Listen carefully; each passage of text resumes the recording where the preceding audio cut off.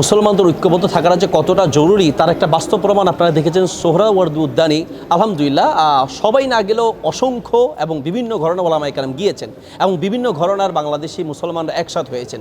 এতে করে কি হয় যে বাংলাদেশের এই নিউজটি আলহামদুলিল্লাহ ইসরায়েলের পত্রিকা সহ ফিলিস্তিনের বিভিন্ন গণমাধ্যমে সহ বিশ্বের প্রায় গণমাধ্যমে আলহামদুলিল্লাহ প্রচারিত হয়েছে এবং বাংলাদেশের দেখা দেখি অন্যান্য রাষ্ট্রেও কিন্তু আলহামদুলিল্লাহ এই ধরনের গণজমায়েত শুরু হয়েছে।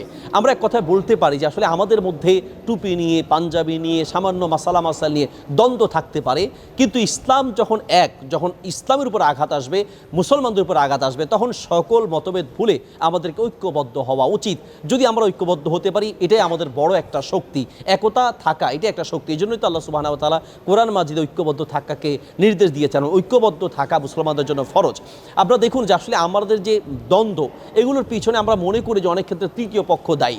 সোশ্যাল মিডিয়া বিভিন্ন জায়গায় তৃতীয় পক্ষ এসে আমাদের নিজেদের মধ্যে দ্বন্দ্ব সৃষ্টি করে দেয়।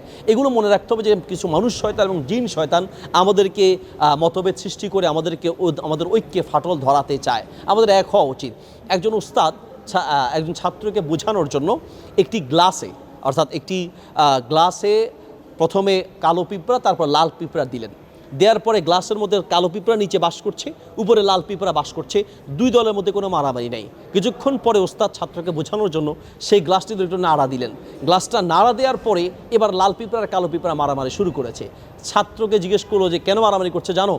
ওস্তাদ পরে বললেন যে দেখো, মারামারি এতক্ষণ ছিল না, তারা একসাথে বসবাস করছে।